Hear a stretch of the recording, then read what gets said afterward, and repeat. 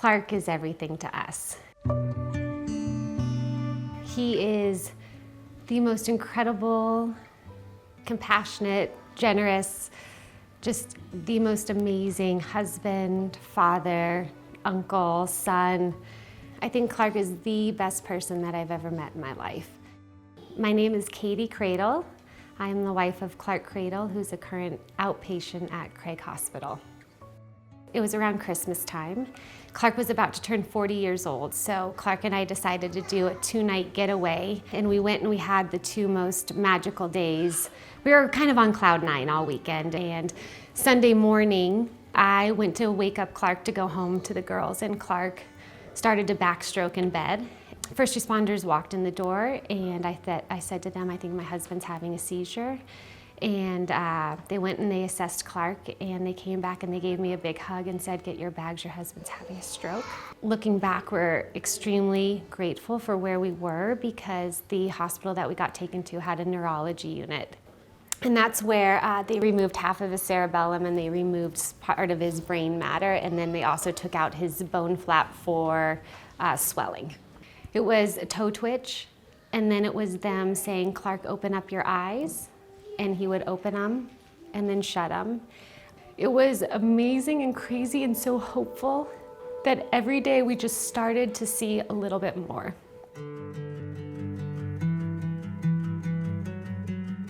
Clark has a lot of goals in outpatient. With speech therapy, his big goal is to be able to eat. And not just eat, but to eat an In-N-Out burger.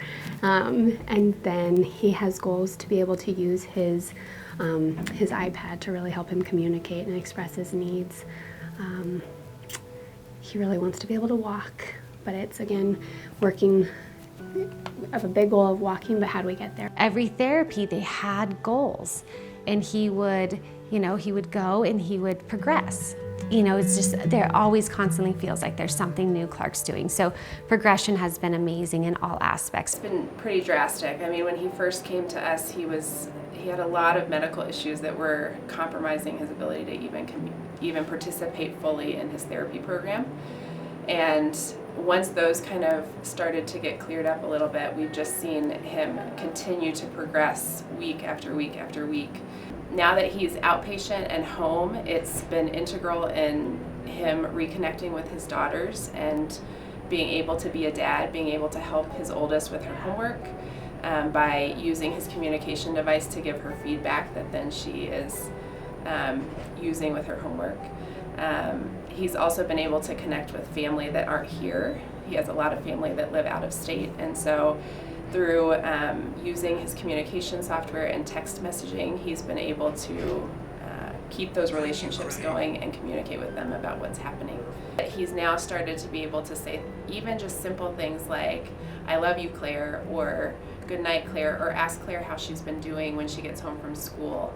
And those things just, again, start to reestablish that connection between him and his daughters that he really couldn't have without having any sort of a voice. Really, I think the biggest triumph that I have seen, it was simple, but it was a huge thing for him. We were sitting in clinic with Dr. Weintraub, and he was initiating a conversation. Really, he was advocating for his own needs, and for me as a case manager, that's one of the big things I work with on is you are your own advocate, your family is your advocate, and so for me that was a big triumph. So the Assistive Technology Lab is fully grant funded.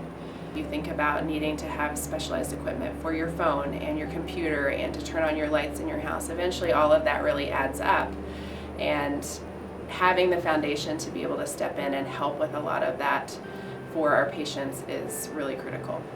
And I think the most important thing about the donations is that it's rebuilding people's lives who it feels like everything has been taken away.